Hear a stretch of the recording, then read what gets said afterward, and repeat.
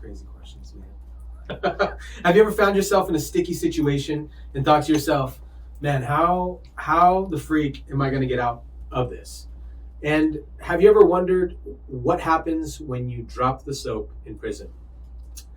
One of my mentors, friend, compadre of progressive real estate investments, Mickey Griffin. How's it going, Tice? What's up, man? Glad to be here. Thanks, brother. Yeah. So what happens when you drop the soap? You probably don't want to pick it up, depending on who's around. You might want to leave that soap on the ground. Just leave it. You just keep walking. Just keep the yeah. soap. Yeah. Wow. Yeah. So you're not getting clean that day. You might just get rinsed off. That's about it. Just gonna rinse it off. So you are you open to sharing about your Yeah. your Fire story? away. Yeah, Fire yeah. away. Love it. So you went to prison, right? Correct. Okay. Are you open to sharing like how you got there and what were you doing? Yeah. In 1990s to 1999, I was smuggling drugs, bringing a lot of kilos of cocaine into Las Vegas, as well as hydroponic marijuana out of the border of Canada, ecstasy. So if you were doing drugs in the 90s, there's a good chance you got it from me in a roundabout way. How cool is that? Like, what a stamp to say that. That's straight out of. And that's the short. You know a longer version of it, but for time purposes, maybe we'll dabble into that later. But yeah. So I was at 20 years old. I was a professional, one of the largest drug dealers in Las Vegas for about a 9-year run. You often compare drug dealing to the house flipping business. How do those compare? Because it's a hustle, right? And like when I was, so I did 2 years of Fed time. I did 27 months of federal time. And I was in prison from 2001 and I got out in 2003. And obviously I had to figure out what am I going to do? How am I going to support my family? How am I going to make money? And I'm used to a certain lifestyle, right? So I started reading a bunch of books on real estate, flipping, stock trading. So I figured I'd go one or two ways. It would be, I'm going to trade stocks. I'm going to be a trader because I studied 2 years of that, as well as some real estate stuff. But I figured I was going to either one of those markets. And when I got out, the doors opened for real estate. How'd they open? So I ran into a couple friends. There was a guy named Dave Sass. He's dead now. And he was doing a lot of land. He was doing, and he was like in my clique crew, knew him real well. Yeah. And there were branches of people that were related to Dave Sass. Ron Tadmore is one of them. And he was like, hey, Mick, if you want to get into this real estate thing, I'll help you out. So it's like you always need a mentor. Mm-hmm.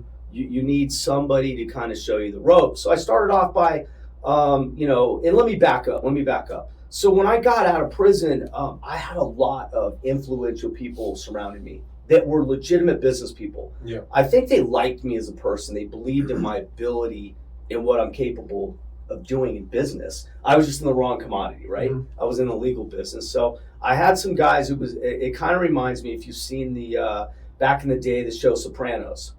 Right. So when I got out, I had some really good people that were by my side. And when I got out, I had resources. And these guys were like, Mick, whatever you want to do, we'll back you. And, and see how it plays out. So Mike Mines, Kevin Buckley were two guys that stood by my side and gave me that opportunity. And then it was like, okay, hustle, which I have. And then it was just like knowledge, which I kind of had a little knowledge, but not the experience. Yeah. So it was a matter of guys teaching me. And so I started off like literally printing out flyers, We Buy Houses Cash, putting them on people's houses myself, and knocking on doors of foreclosures. Yeah. And this was April of 2003. Similar to drug business. Yes. Yeah. I mean, I didn't have a lot. Yeah, I didn't have a lot to lose. Right, the energy you gotta. Nobody is gonna tell you to wake up early in the morning. No one's gonna tell you what to do or how to cold call. I just kind of just went for it. I felt that was the best opportunity. It was a new start. I was 33 years old at the time. I had a little daughter that was a big why, big push for me. Yeah, I was just going to ask you, what was one of the biggest lessons that you kind of learned when you got sentenced there? So my daughter was 1 month old when I self-surrendered, when I went away. And how do I say it? Nicole was the mom, but Nicole and I really weren't together at that time. Like we were, it was like the second date, and she's like, I'm pregnant. And I'm like, oh shoot, I'm going to prison in like 9-10 months. I'm wearing a federal ankle bracelet. It was actually a pretty funny story.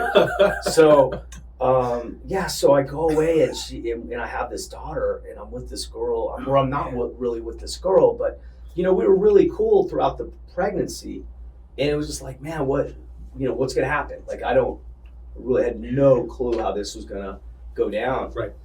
And she wanted to wait for me. So, as 4 months, 6 months, a year, after we got past a year and a half, I was like, or even a year actually, I was like, this girl's she's gonna wait. She's bringing my daughter up to see me, which was a huge motivation. Like I really wanted to give Cameron the best shot at life and try to be the best dad that I could be when I got out. So.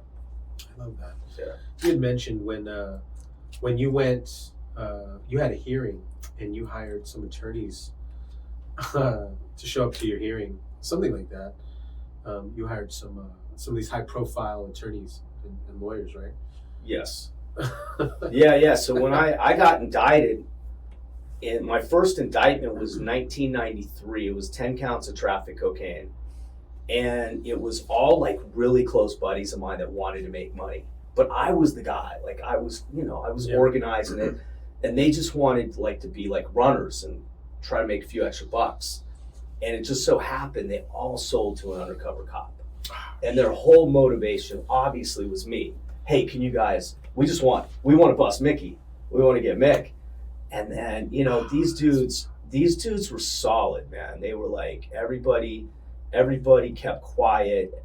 One kid I grew up with, he was gonna rat and then change his mind. And thank God, because he saved me from getting broken off a lot of time. So I go into the courtroom, and I'm only 23 years old, and I go in with Oscar Goodman, David Chesnoff, John Mamet, Louis Palazzo, and I paid for everybody, represented everybody. So like I was. Like, nobody really knew who I was at the time. Like, I was really under the radar. I wasn't trying to be this big drug at all. I was still worked at UPS. I drove a Honda Prelude. I wasn't trying. I didn't want the attention. I was really trying to keep a low pro. Yeah. And then once I showed up to court with these big time named mob attorneys, and it was like on. Like, that was like, oh, shoot, who was this kid? How old were you then? 23. Oh, my gosh. Yeah. Where'd you get the testicular fortitude to do that shit? I think it was my brother introduced me. He's a complete nut. He did massive hard time. Like he's 9 years older, so he did over 30 years of hard state prison time max. So he introduced me to these guys and just had that entrepreneur mind. Like, at 20 years old, 21 years old, I was like, kind of infatuated by the Mercedes-Benz, the money, all the things that the money and the success brings you. Yeah. The cars, the girls, the houses. So that's what intrigued me. And I was like, man, I could do this. And I think the one thing that kept me, I don't know if it kept me from getting killed or kept me from getting 40, 30 years, because I was facing that several times, but was the fact that I didn't get high. I didn't use it all, ever. So I drank, but I never did any of the drugs that I sold. Mm-hmm. So I treat it like a business. And I was really fortunate and blessed to actually have 55 pounds of marijuana in my car by the border of Canada. So there was no like RICO conspiracy. It wasn't a bunch of people testifying, ratting. It was like, all right, here's what you got caught with. You're going away for this. Okay, cool. And that was the amount of time that I think I needed to turn it around and not get that 30 piece. Having been through a lot of sticky situations, what type of tips would you give regarding overcoming adversity? Because each time, you go to prison, get out, you got these things keep stacking. Yeah, and I think we could be we could be our own worst enemy, I think, at times mentally, depending on how hard we take our failures, and beat ourselves down. And I think when we try to fix our own problems too fast, I think we can just keep digging a deeper ditch, So, but at least in the real estate, I think, I get ahead of the game. You know that. I'm probably one of the most risky investors you've ever seen. I've calmed it down a lot later. Yeah, you're a dude. I'll do deals Jeez. where people won't touch, and I think I'm starting to calm down on those. But all in all, I mean, if you got a system in place and you just kind of stick to the system, and I think you're going to be successful. Yeah, you've honestly shared a lot with me in regards of creativity and how to structure deals. He's actually been a huge part of me being able to structure like funky, like crazy deals where somebody looks at it and they're like, what the fuck is this? I'm not buying this. Yeah. Not on a repair, messed up material way, but like on the title. Like, it's funky. Yeah, you can have a house worth 400 and you got 400 in liens on the house, and I'll say, hold on, it's not dead. Maybe there's still there. Yeah. Right? Yeah. Let's look at it. Yeah. For sure. Having rebuilt several times, what keeps you motivated, man? I just think it's inside of me, ever since I was a kid. So I think I'm born with that ability to stay hungry, but also with like the balance of, having God at the center of your core and the center of your family, and then being able to structure everything so it's balanced out. I think that's important because I see too many guys where they are successful in this business and they make a bunch of money, and then that's all they do is work. Yeah. Right. And it's, it's great to have those zeros in your bank account, but there's also a quality of life and relationships, I think, within your family and your friends that you can enjoy. How are you balancing all that? Because I personally struggle with some of that sometimes, or maybe I'm not struggling with it. I just, that's the way I dance with it. I don't know, because there's seasons for me. I'll go super hard in business and, some other things will get neglected. So that's just how I work. But how are you dancing? Well, I still battle with that. So it's still a struggle. I think the market gives us or dictates the opportunity to do so, right? So right now, I think it's a questionable. There's no certainty in this market, so it's hard. Don't be aggressive, right? Like maybe now's a good time to start applying other things in your life that you wanted to do. Yeah. And then when the low hanging fruit is there, then okay, I'm not going to play as much golf this season, right? I'm not going to kick it with the boys as much. Or you start, hey, I'm going to focus and work because you might have a smaller window to make that money now. Yeah. And sure. I think in real estate, that's key, is when are those markets when you need to go and earn. And then there might be times where there's 6 months and you're chilling. Mm-hmm. You know what I mean? Yeah. I mean, that's kind of, I still like, that's kind of where I'd like to be. And I'm still trying to get there. Yeah. So, I think the big thing for me is finding a consistent balance or consistent deal flow, because the closing cycle on real estate transactions can sometimes be long and get extended, which kind of ruins like our business projections. So like my mission this year is to get more consistent, and then just continually having that deal flow come in, because there will be months where 4 or 5 properties close on a Tuesday in February. Yeah. And it's like, cool, we're rocking, and then I notice we generally then take the foot off the gas. It's just, staying consistent there too. Yep.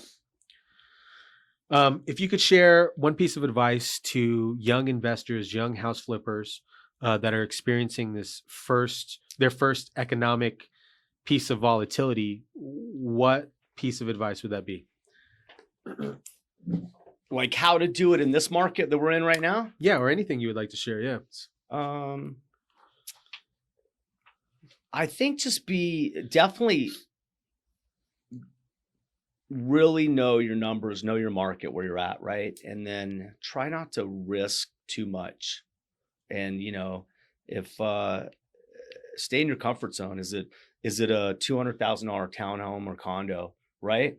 And then are you going to borrow hard money? And so kind of figure out how long is that going to take. So right now it's taking twice as long to sell a house than it was, at least in Las Vegas. Yeah, I think I think nationwide is kind of there as well, where it's taking 2 months, 3 months longer to sell a house. So I mean, just be on the safe side. Be on the don't get gung ho in this, because you could chase it down. Like in 2007, I was pretty new, because I got in 2003 and the market was going down and I was chasing it down. So every house I was losing.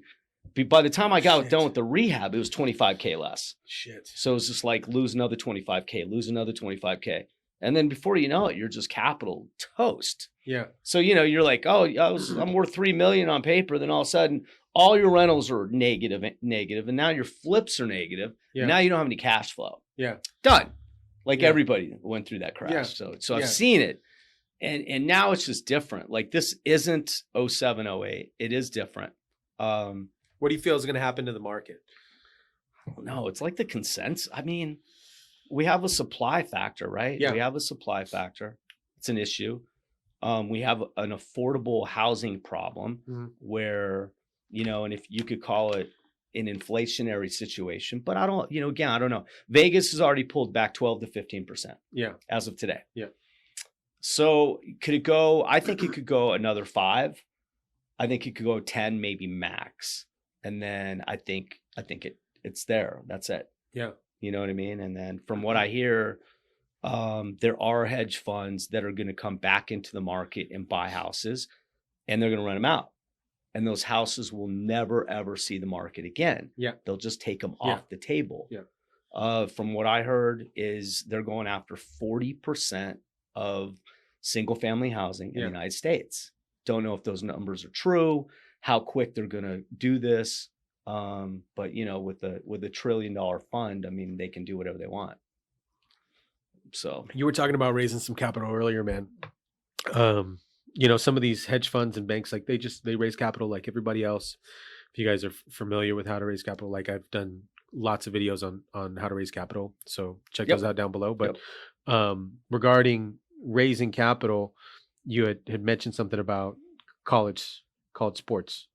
Oh yeah. I was talking about UNLV. So I'm a big time UNLV basketball guy. So with the not new, but this year and maybe last year came into play was the NIL. So now what's the NIL? You can legally pay players on a college level. On a college level. Yeah. Yeah. So is it they're going to come over and sign, jerseys, right? Give you autographed jerseys, autographed basketballs. Are they going to help you with some social media? So there are jobs or some kind of situation that you can legally pay them. And it goes through a third party. So you hire like this third party firm. Yeah. And you write the money, like if, let's say I'm a booster for UNLV and I'm going to donate $100,000. So I'll donate $100,000. I'll write the check to this company. They get with the players or the agents of the players, and they distribute that out however the agreement is. And then those players, again, it's from what I heard, it's not too much a blind, but the players, it's been going on forever, but the players haven't been getting paid. Right. Like the movie The Blind Side, I think, a lot of these players are like, yo, you got like extra 2 meals a day. Right. Right. It's just like, what? So they find, but it's kind of funny. Like it's the Wild Wild West. Yeah. It literally right now, you could just pretty much do whatever you want. If you want this kid, like, again, USC Caleb Williams is making, I heard the numbers $4 to $5 million a year right now. $5 million a year, college student, football player. Your life would change. Yeah. Why would you want to go to the NFL? Yeah.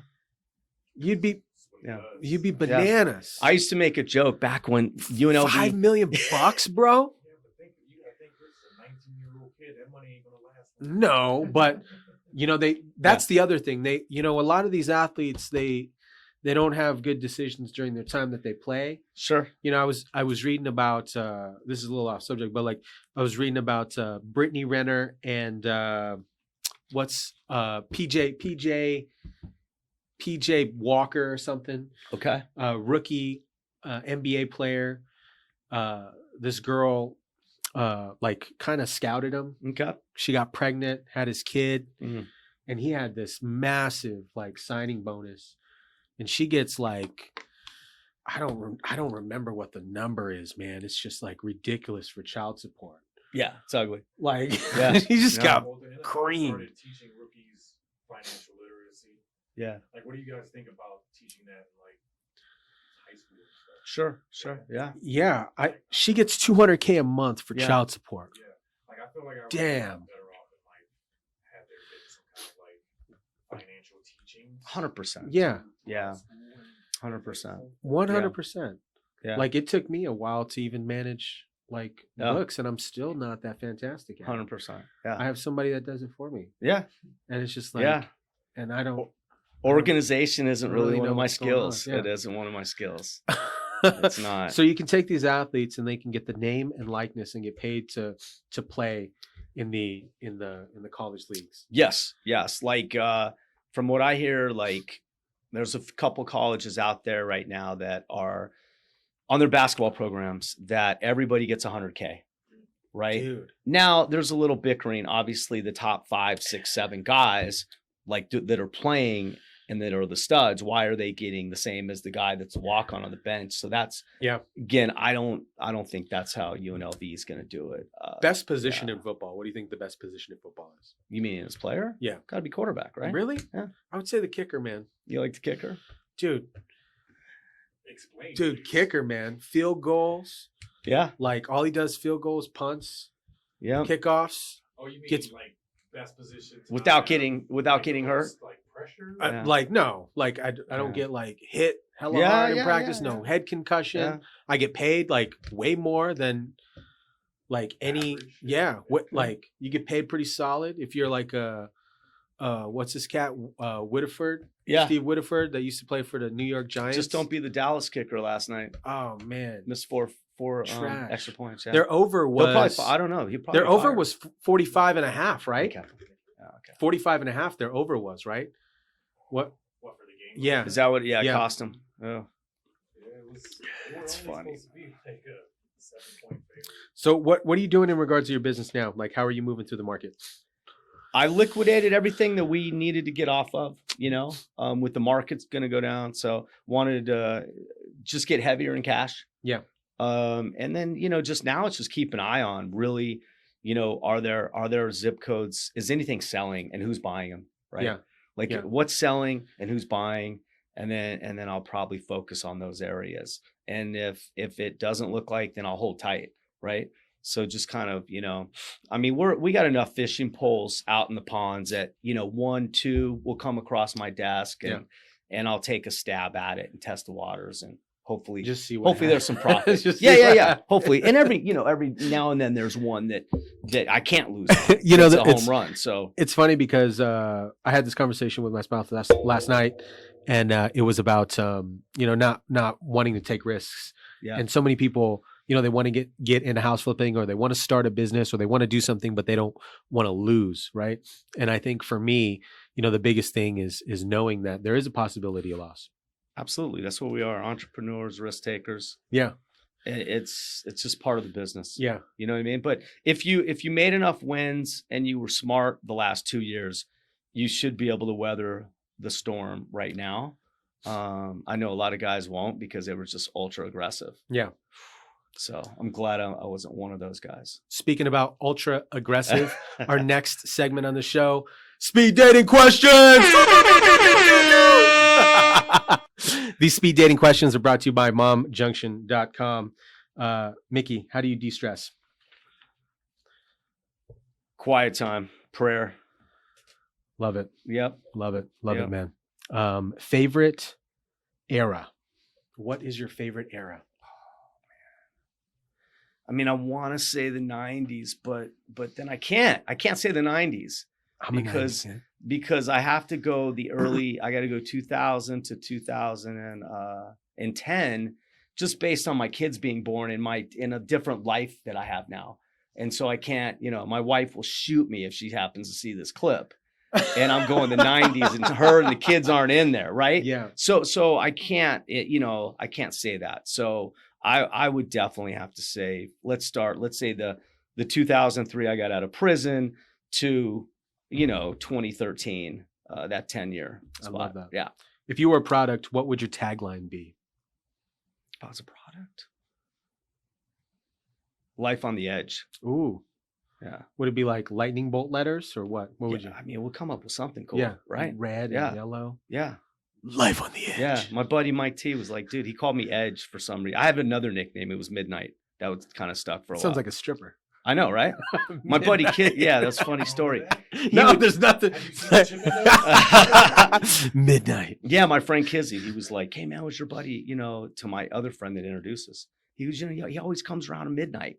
He goes, oh, Mick. He goes, yeah. So Mickey from then on, he Midnight. always It's a introduced great me. wrestling name. He too. always introduced me as Midnight. Mickey Midnight. So yeah, it's just midnight, right? Yeah. Do you like backpacking or luxurious travel? Luxurious travel? Awesome. Yeah. Awesome. What was your dream job as a child? Ooh. What did I want to be? Well, I was super athletic, but I'm not that tall, right? So playing professional sports, but if I could say one, let's say a professional golfer, because you could still be short and be a professional golfer, right? Or like a basketball sports announcer. I love it. You know what I mean? So that would be two. You could still do. Yes, you can. Yeah. You can. Yeah. So I'm a big time sports guy. So yeah. Awesome. Mick, Yeah. thank you. I really appreciate you hopping on. If you could, please share where people can find you, the company email address, all that good stuff. Not email, just website. Yeah. Progressive Real Estate Investments, and you can go on Progressive. I forget Realestateinvestments.com. I forget what my because we'll place it down at the bottom. Yeah, I'm so not social media these days, which I need to be. But yeah, I'll give you the tab to put on. Yeah, we'll pop it right on the Absolutely. bottom on the bottom Absolutely. fold. I Absolutely. love it. I love Plug that part in. it. Just plug it in, baby. Plug and play. And social media. Are you on social yet? Yeah, Joseph runs all that in my office. Yep. Yeah, so Beautiful. again, Real estate investment, progressive real estate investment strategies on Facebook as well, right? absolutely. Awesome. Yep. Awesome, guys. Thank you, Mickey, so much for hopping on, man. Thanks really so much. appreciate it, man. Enjoyed it. Guys, if you enjoyed this video, go ahead and click somewhere around here for more videos just like this. Mickey, really appreciate you hopping on. As always, guys, be kind, rewind. Peace.